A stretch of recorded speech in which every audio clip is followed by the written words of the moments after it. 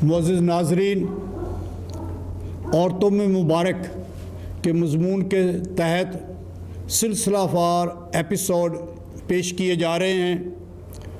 آج کے اس ایپیسوڈ پر جس پر میں بات چیت کرنے کو ہوں، اس کا عنوان اور موضوع مقدسہ مریم خدا کا بطن ہے۔ عبادتی طور پر عید ولادت المسیح سے پہلے کلیسیا آمد کے 4 اتوار مناتی ہے۔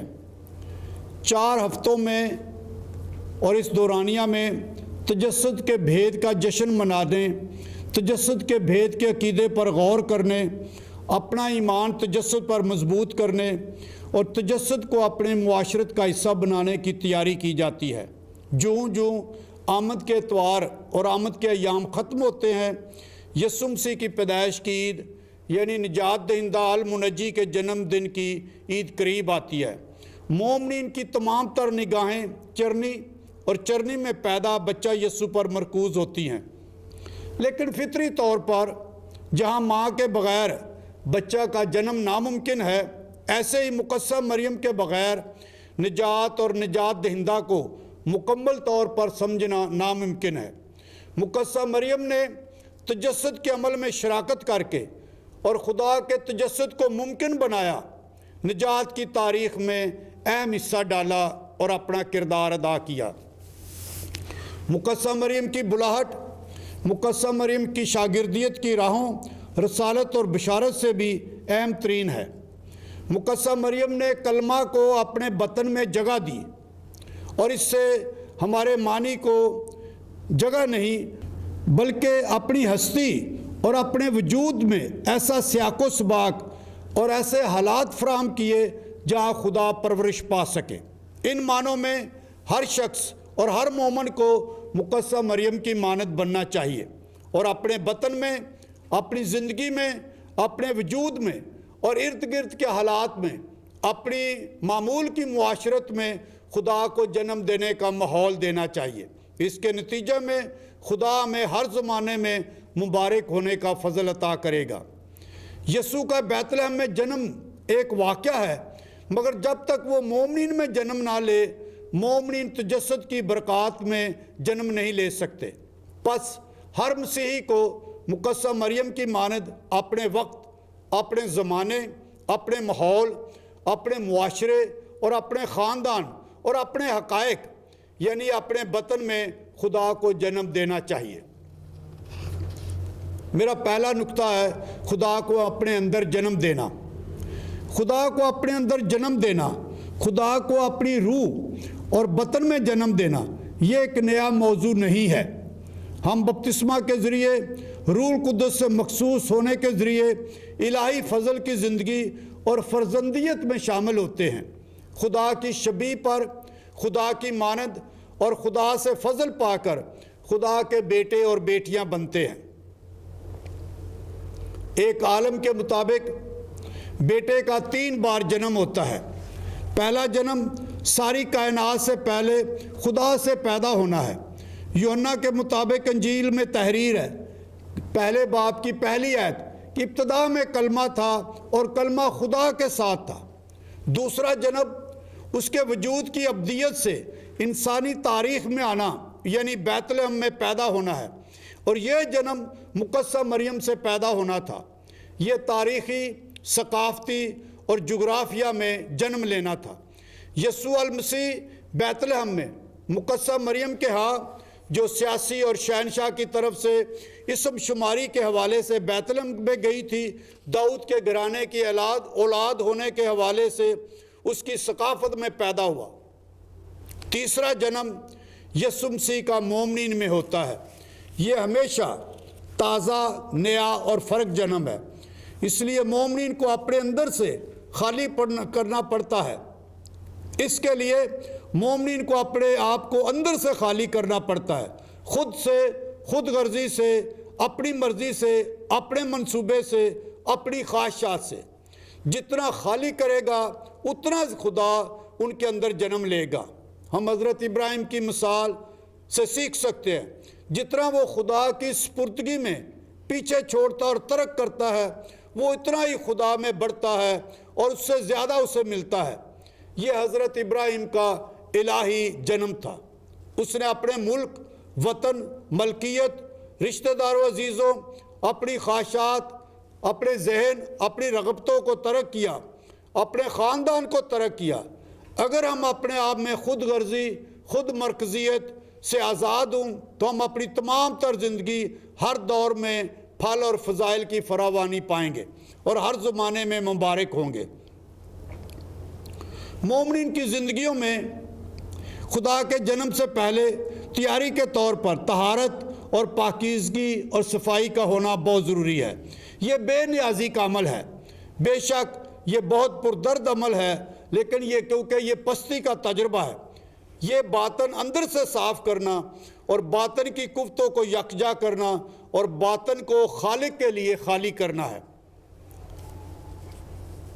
دوسرا نقطہ، مقدسہ مریم کی مانند ہونا۔ مقدسہ مریم کنواری اور ماں ہے۔ اس نے خدا کو قبول کیا اور دوسروں کے لیے الہی اوصاف میں پھلدار اور زرخیز بنی۔ جس بدن میں یسوع کا ہونا ہے اس کا کنوارا ہونا لازمی ہے۔ کنوارے ہونے کا مطلب ضروری شادی یا غیر شادی شدہ ہونے مراد نہیں۔ کنوارے ہونے کے معنی ہے کہ مکمل طور پر خدا کے تابع دار ہونا، خود سے آزاد ہونا، تاکہ مکمل طور پر خدا کے سپرد ہوا جا سکے۔ کنوارا ان معنوں میں ہونا کہ وفادار ہونا ہے۔ یہ وفادار دلہن کی طرح وفادار ماں کی مانند ہونا ہے، جو خدا کو قبول کرتا، حمل میں لیتا اور خدا کو جنم دینے کے لیے ہر آلودگی سے پاک ماحول فراہم کرتا ہے۔ کنوارا ہونا خود میں بے معنی ہے اگر خدا کی ماں نہ بنے۔ کنوارپن بے معنی ہے اگر اس میں خدا کو پیدا ہونے کرنے کی زرخیزی یا پھل نہ ہو۔ تیسرا نقطہ خدا کے جنم کا پھل ہے۔ یسوع مسیح ہم میں بڑھتا اور بالغ ہوتا ہے۔ لوکا کے مطابق انجیل اس کے 2 باب کی 52 آیت میں لکھا ہے، اور یسوع حکمت اور قد و قامت میں اور خدا اور انسانوں کی مقبولیت میں ترقی کرتا گیا۔ یسوع حکمت اور فضل میں بڑھتا ہے۔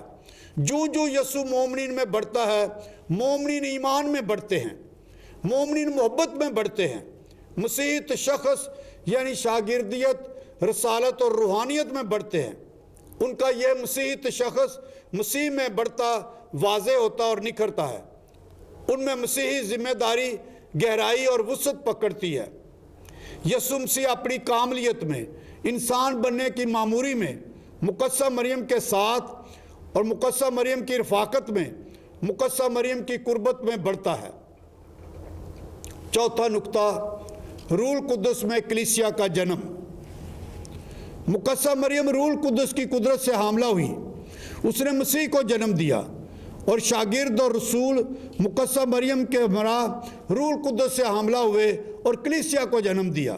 لوکا کے مطابق انجیل اور رسولوں کے مال میں یہ انتہائی خوبصورت پہلو ہے کہ لوکا کے مطابق انجیل بھی روح القدس کے جنم سے، روح القدس کے ذریعے حمل ہونے سے مقدسہ مریم سے شروع ہوتی ہے، اور رسولوں کے مال، رسولوں پر روح القدس کے نازل ہونے سے کلیسیا کی پیدائش کا عمل شروع ہوتا ہے۔ اسی طرح مسیحی زندگی اور مومنین کی زندگی جب روح القدس سے حاملہ ہوتی ہے تو نیا انسان اور مسیحی جنم مومن پیدا ہوتا ہے۔ مقدسہ مریم نے 9 ماہ تک کلمہ کو اپنے بطن میں لیا۔ اسی طرح بالا خانہ کے 9 دن یعنی یسوع مسیح کے آسمان پر اٹھائے جانے سے لے کر روح القدس کے نزول تک 9 دن دعا کا ماحول ہے، باہمی محبت اور رفاقت کا ماحول ہے، اور خدا کے وعدوں کی تکمیل کے لیے امید اور انتظار کا ماحول ہے۔ اور یہ وہ ماحول اور منظر ہے جہاں روح القدس کا حمل شروع ہوتا ہے۔ جیسے روح القدس کی قوت سے کلیسیا کا جنم ہوا اور کلیسیا تاریخ میں روح القدس کے قوت سے کام کرتا ہے، اسی طرح کلیسیا کا رویا مقدسہ مریم جیسا ہونا چاہیے۔ یسوع مسیح کی پیدائش، ولادت المسیح کی عید کے موقع پر، یسوع مسیح کے جنم کی عید کے موقع پر ہمیں خود سے یہ سوال پوچھنا چاہیے کہ خدا انسانی جنم لینے اور تجسد لینے کے لیے کس قسم کی چرنی، مقام اور جگہ پسند کرتا ہے، کہاں جنم لینا چاہتا ہے۔ بائبل مقدس کے مطابق میکا نبی کا صحیفہ اس کے 5 باب میں خدا حلیمی اور فروتنی کو پسند کرتا ہے۔ عبرانیوں کے نام خط اس کے 10 باب میں خدا وفاداری کو پسند کرتا ہے۔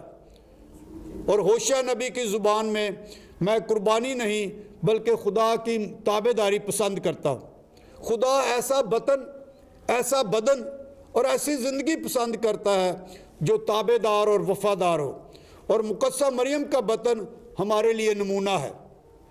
خدا بیت لحم کی چرنی میں یا اس کی نقل میں بنائی ہوئی چرنی والی گرجا گھروں میں اور گھروں کی چرنی میں پیدا نہیں ہوگا۔ وہ انسانوں کی معاشرت میں، گھروں کے صحنوں میں اور خاندانوں میں تعلقات میں پیدا ہوتا ہے۔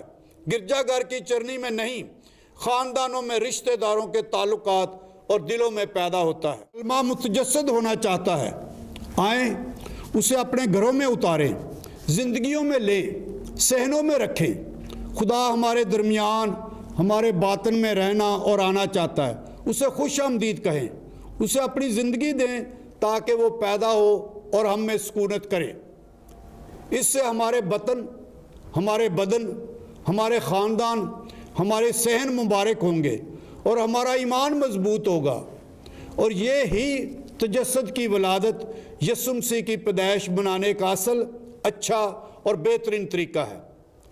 مقدسہ ماں مریم کے مومن ہونے پر ہم 4 نکات پر بات چیت کر سکتے ہیں۔ پہلا نکتہ کہ ہم خوش قسمت ہیں کہ مقدسہ مریم پر غور کر رہے ہیں۔ ہم خدا کے نام کو مبارک کہیں کہ مقدسہ مریم کے نمونے کو لے کر ہمیں ایمان لانے، ایمان میں قائم رہنے، ایمان میں گہرا ہونے اور ایمان میں وفادار ہونے کا موقع مل رہا ہے۔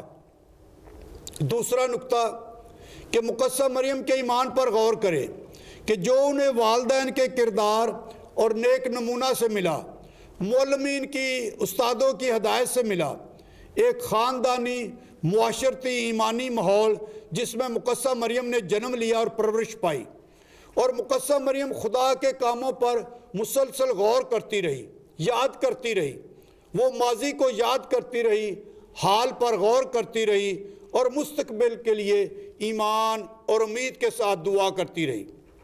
اس دوسرے نقطے میں ایمان لانے میں ایمان کی تربیت اور ہمارے گھروں کے صحنوں کا، خصوصاً ماؤں کا بہت بڑا کردار ہے۔